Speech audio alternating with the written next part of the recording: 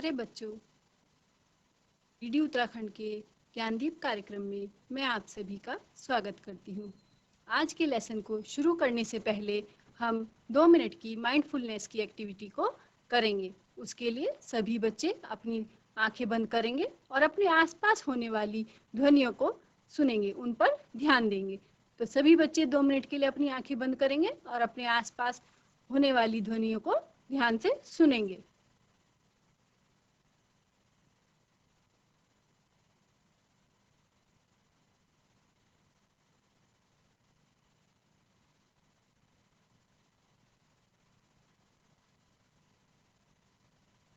अपने आसपास हो रही ध्वनियों पर ध्यान देंगे।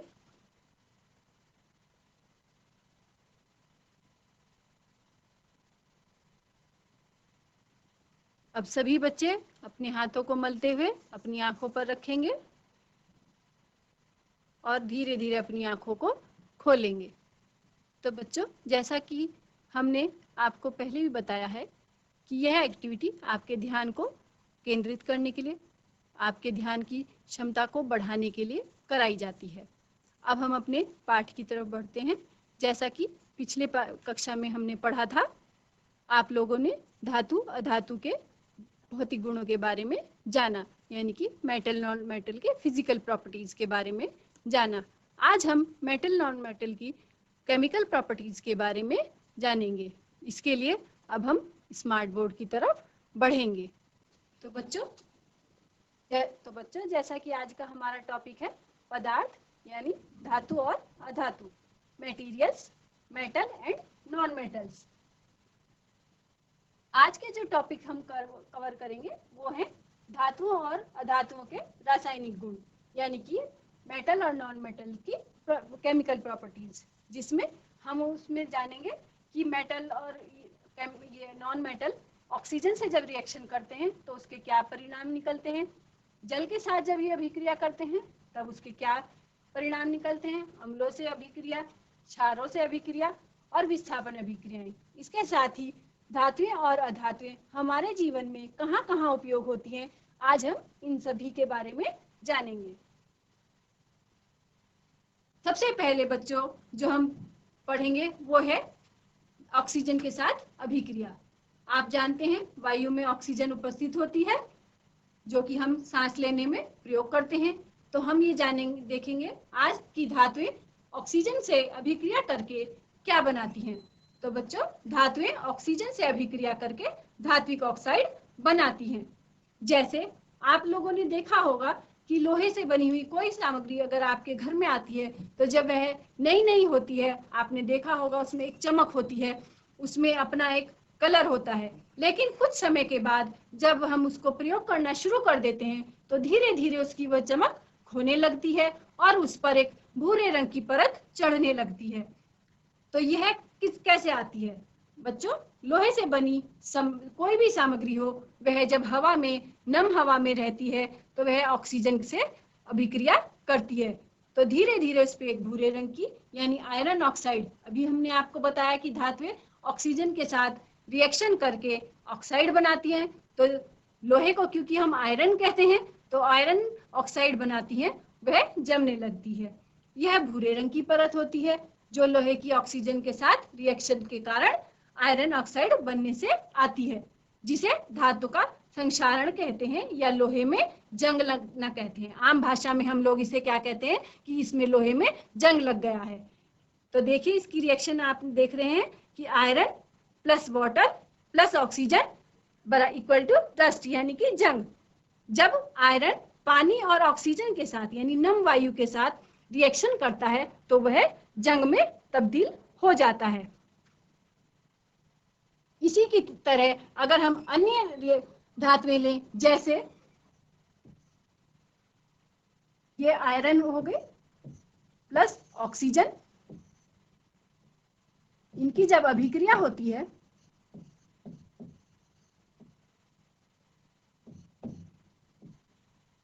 तो यह बनाएगी आयरन ऑक्साइड। इसी तरह यदि हम कोई दूसरी धातु जैसे कॉपर ले, उसकी ऑक्सीजन के साथ अभिक्रिया करवाएं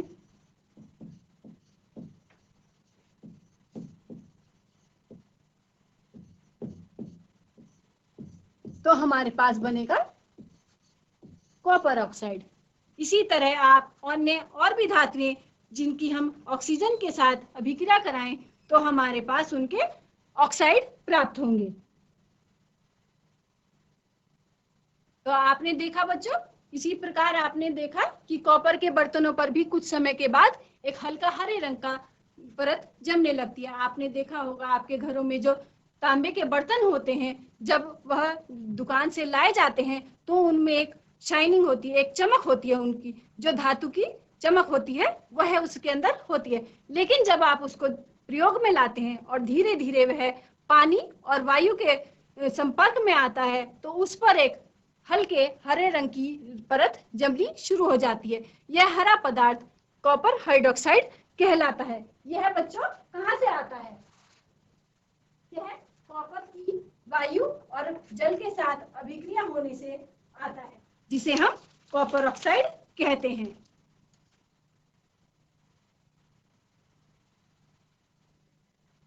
कॉपर की जब पानी, कार्बन डाइऑक्साइड और ऑक्सीजन इनके साथ अभिक्रिया कराई जाती है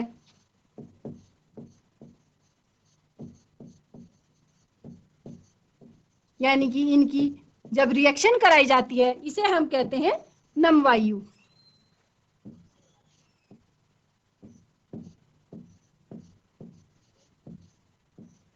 तो यह कॉपर हाइड्रोक्साइड में परिवर्तित हो जाता है।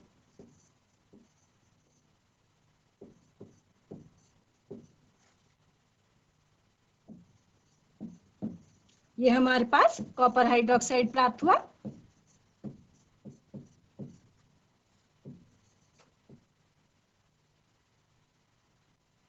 प्लस इसके साथ ही जो दूसरा एलिमेंट बनता है वह है कॉपर कार्बोनेट।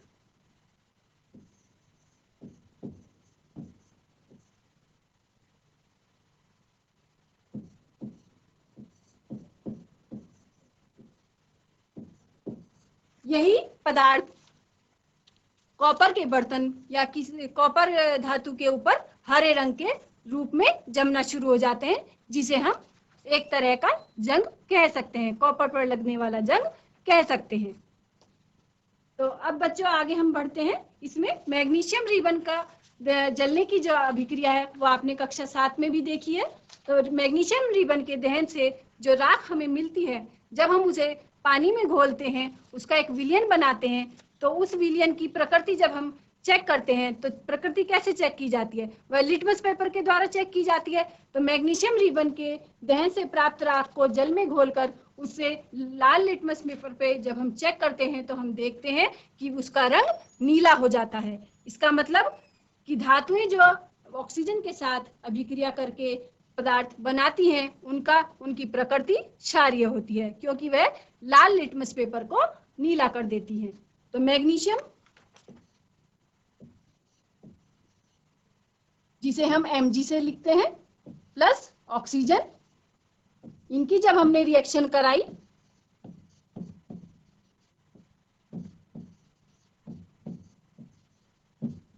तो हमारे पास मैग्नीशियम हाइड्रोक्साइड प्राप्त हुआ। इसे जब हम पानी में घोलते हैं और इसको जब हम चेक करते हैं, इस विलयन की जब हम प्रकृति चेक करते हैं तो यह लाल लिटमस पेपर को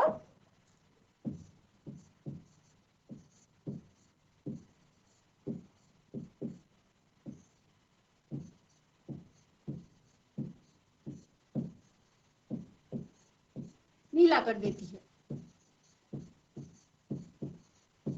इसका मतलब धातुओं के ऑक्साइड की प्रकृति क्षारीय होती है। अब आगे अधातुओं की ऑक्सीजन के साथ अभिक्रिया का प्रेक्षण करेंगे। सल्फर और ऑक्सीजन की अभिक्रिया में बनने वाले उत्पाद का नाम सल्फर डाइऑक्साइड गैस होता है। सल्फर को हम यानी गंधक को हम एसिड लिखते हैं। उसकी जब ऑक्सीजन के साथ अभिक्रिया कराई जाती है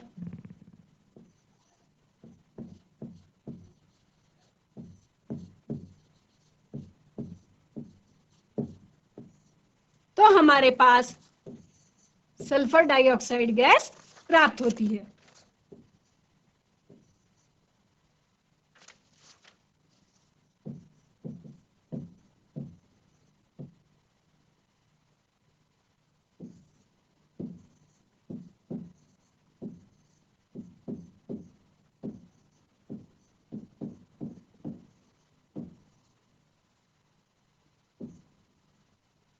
इस गैस को जब हम पानी में जल में मिलाते हैं तो हमें सल्फ्यूरस अम्ल प्राप्त होता है।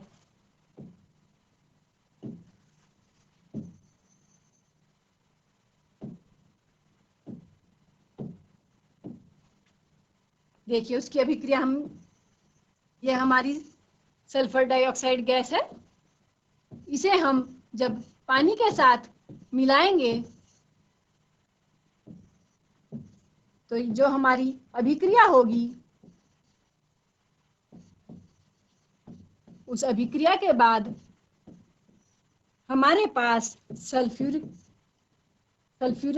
अम्ल प्राप्त होगा।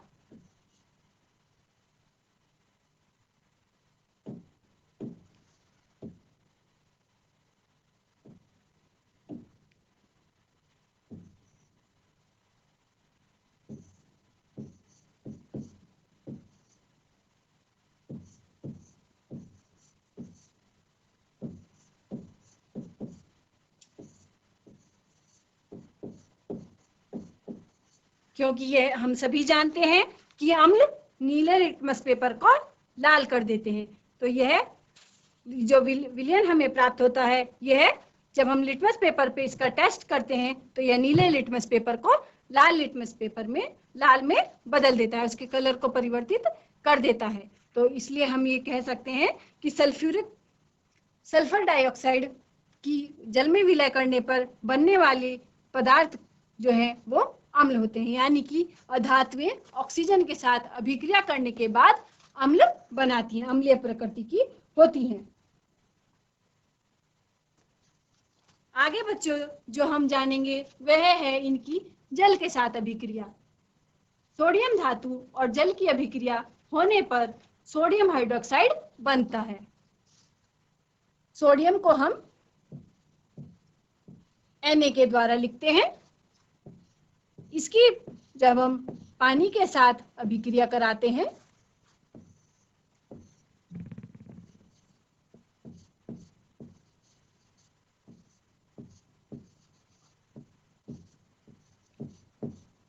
तो हमारे पास सोडियम हाइड्रोक्साइड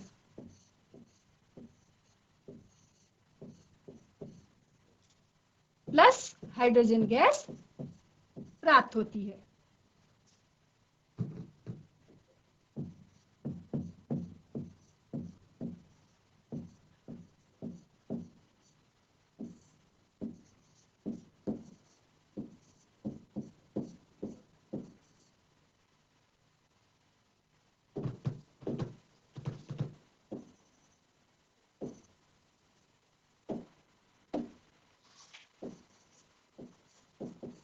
तो ये हमारा sodium hydroxide plus hydrogen gas. बच्चों सोडियम धातु जो होती है वह बहुत ही अभिक्रियाशील होती है, यानी वह बहुत ज्यादा एक्टिव धातु होती है। यह ऑक्सीजन और जल के साथ बहुत जल्दी रिएक्शन कर लेती है, फिर वो अभिक्रिया कर लेती है। अभिक्रिया में बहुत अधिक ऊष्मा यानी हीट उत्पन्न होती है, इसलिए इसे मिट्टी के तेल में डुबोकर रखा जाता है ताकि यह ऑक्सीजन और जल के संपर्क में ना आए, क्योंकि ऑक्सीजन और जल के संपर्क में आने पर सोडियम धातु में आग लग सकती है। इस चीज से बचने के लिए हम इसे मिट्टी के तेल में डुबोकर रखते हैं। ज्यादातर अधातुएं जल से अभिक्रिया नहीं करती, यद्यपि वे वायु से यानी ऑक्सीजन से अभिक्रिया कर लेती हैं, इसलिए अधातुओं को हम जल में डुबोकर रखते हैं ताकि वह ऑक्सीजन के साथ अभिक्रिया ना कर सके। तो जैसा कि अभी आपने देखा, सोडियम धातु बहुत ज्यादा एक्टिव धातु है। यह ऑक्सीजन और जल के साथ तुरंत अभिक्रिया कर लेती है, इसलिए इसे मिट्टी के तेल में डुबोकर रखा जाता है। अब बच्चों, हमारा जो नेक्स्ट टॉपिक है वह है अम्लों से अभिक्रिया।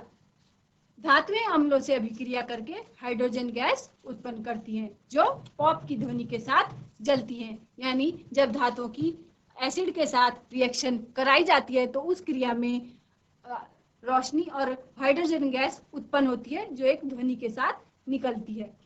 कॉपर तनु हाइड्रोक्लोरिक अम्ल से गर्म करने पर भी अभिक्रिया नहीं करता है, परंतु यह सल्फ्यूरस अम्ल से अभिक्रिया कर लेता है। तो कॉपर धातु जो होती है वो डाइल्यूट हाइड्रोक्लोरिक अम्ल के साथ रिएक्शन नहीं करती है, परंतु इसे जब सल्फ्यूरस अम्ल के साथ H2SO4 के साथ रिएक्शन कराई जाती है तो यह उसके साथ रिएक्शन कर लेती है।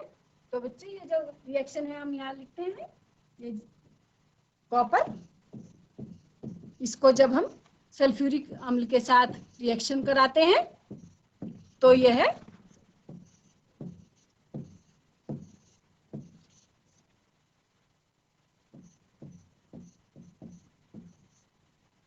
और हाइड्रोजन गैस निकलती है। अब हम अधातुओं को देखते हैं। सामान्यतः अधातुएं तनु यानी डाइल्यूट एसिड्स के साथ अभिक्रिया नहीं करती हैं, लेकिन वह सांद्र अम्लों यानी कंसंट्रेटेड एसिड्स के साथ रिएक्शन कर लेती हैं। जैसा हमने अभी ये ऊपर कॉपर की रिएक्शन आपको लिख के दिखाई बच्चों। आगे आता है क्षार के साथ अभिक्रिया। तो धातुएं जो हैं, जैसे सोडियम हाइड्रोक्साइड से अभिक्रिया कर हाइड्रोजन गैस उत्पन्न करती हैं। अधातुओं की क्षारों से अभिक्रिया मुश्किल होती है। धातुओं में जो है वह सोडियम हाइड्रोक्साइड से अभिक्रिया कर ये क्षारों के साथ भी यह हाइड्रोजन गैस उत्पन्न करती है। अब हमारी जो अगली आती है बच्चों, वो है विस्थापन अभिक्रियाएं। विस्थापन अभिक्रियाओं में एक धातु दूसरी धातु को उसके यौगिक के जलीय विलयन से विस्थापित कर वहां उसकी जगह स्वयं उससे रिएक्शन कर लेती है। जैसे कॉपर सल्फेट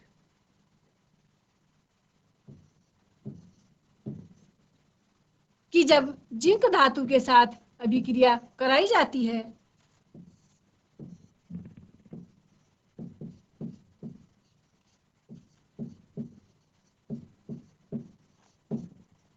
तो यह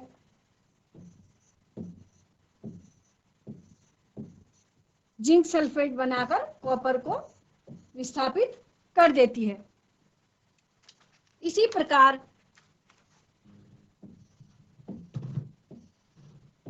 कॉपर सल्फेट की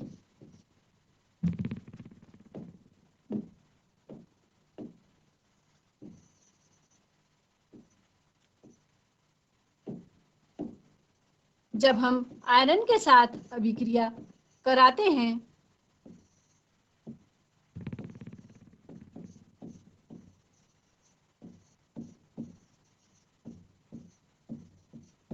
तो बच्चों इस क्रिया में आयरन कॉपर सल्फेट में से कॉपर को विस्थापित कर देता है। तो इन क्रियाओं को हम क्या कहते हैं? विस्थापन अभिक्रियाएं, जिसमें एक धातु दूसरी धातु को उसके यौगिक से विस्थापित कर देती है। इसी प्रकार जिंक सल्फेट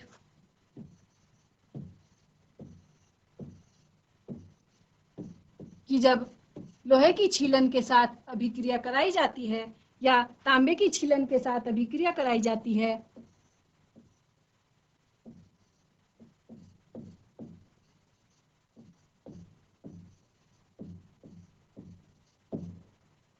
तो वह उसे उसके यौगिक से विस्थापित कर देती है।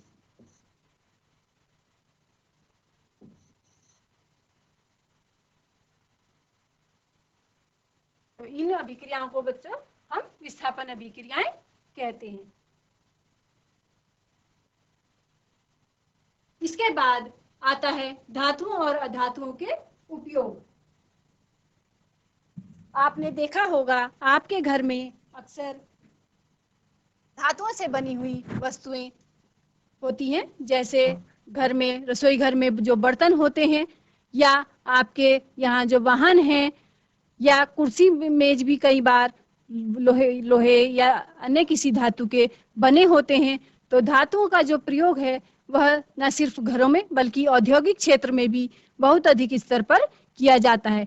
धातुओं का उपयोग मशीनें, मोटर गाड़ियां, वायुयान, रेलगाड़ियां, उपग्रह, औद्योगिक साजो सामान, खाना बनाने के बर्तन, बिजली के उपकरण, चद्दरें बनाने में, आभूषण बनाने में, सिक्के बनाने में आदि में किया जाता है। आपने देखा होगा जो आभूषण महिलाएं धारण करती हैं वह सोने या चांदी जो कि धातुएं होती हैं उनके बने होते हैं। पारा, जैसा कि हमने पिछली उसमें बताया था, पारा एक द्रव रूप में पाए जाने वाली धातु है। तो पारे का उपयोग थर्मामीटर में किया जाता है, जिसका प्रयोग हम बुखार नापने में करते हैं। सोडियम धातु का प्रयोग नमक बनाने में, सोडियम कार्बोनेट, धावन सोडा यानी कपड़े धोने का जो सोडा होता है, सोडियम बाइकार्बोनेट खाना बनाने में प्रयोग होने वाला जो सोडा होता है आदि में किया जाता है। आपने और भी इसके अलावा भी धातुओं के बहुत अधिक प्रयोग अपने आसपास के जीवन में देखे होंगे और पाए होंगे कि आपके आसपास धातुओं से बनी हुई बहुत सी वस्तुएं हैं। तो बच्चों, आज के इसमें क्लास में के बाद आप सभी अपने आसपास पाई जाने वाली धातुओं से बनी हुई वस्तुओं की एक सूची तैयार करेंगे, जिसमें आप अपने आसपास जो भी मेटल से बनी हुई वस्तुएं हैं उनकी एक अलग अलग धातु की अलग अलग वस्तु जो है उसकी एक सूची तैयार करेंगे कि किस धातु से कौन सी वस्तु बनी हुई है। इसके अलावा जो अधातुएं हैं वो हमारे जीवन में के लिए बहुत आवश्यक हैं। जैसे हम जो सांस लेते समय गैस जो हम सांस लेते हैं वह हम किसके द्वारा लेते हैं? हम जो सांस लेने में ऑक्सीजन गैस का प्रयोग करते हैं वह एक अधातु है। उर्वरकों में पौधों की वृद्धि हेतु किया जाता है अधातु का प्रयोग। जो खाद हम पौधों में डालते हैं वह भी अधातु की श्रेणी में आती है। साथ ही जल की शुद्धिकरण प्रक्रम में किया जाता है अधातुओं का प्रयोग। अधातु जिसका बैंगनी रंग का विलयन एंटीबायोटिक के रूप में घाव पर लगाया जाता है। आपने देखा होगा अक्सर जब आपके कोई चोट या घाव हो जाता है और आप डॉक्टर के पास दवाई लगाने के लिए जाते हैं तो वह उस पर एक जामुनी रंग का लिक्विड लगाते हैं। तो यह जो है वह भी एक अधातु है। सल्फर का उपयोग अम्ल बनाने में, जैसे कि अभी हमने पढ़ा गंधक सल्फर जो अधातु है उसका उपयोग अम्ल बनाने में प्लस औषधि बनाने में व बारूद बनाने में किया जाता है। फास्फोरस जो अधातु है उसका उपयोग पटाखे बनाने में, दिया सलाई बनाने में आदि में किया जाता है। तो बच्चा, आज जो आप लोगों ने देखा वह हमने जो देखा धातु अधातु की रासायनिक अभिक्रियाएं, वायु से, जल से, अम्लों से, क्षारों से व विस्थापन अभिक्रियाएं। दूसरा, धातु और अधातु का हमारे जीवन में कहाँ-कहाँ प्रयोग होता है, आज हम लोगों ने इसके बारे में जानकारी प्राप्त की। तो बच्चों, आप सभी अपने आसपास मिलने वाली धातुओं से बनी हुई वस्तुओं की एक सूची तैयार करेंगे। यह आज के लिए आपके होमवर्क है। इसके अलावा जो बच्चे आज इस कार्यक्रम को देखने से रह गए हैं वह सभी इसको डीडी उत्तराखंड के YouTube चैनल पर भी देख सकते हैं। धन्यवाद।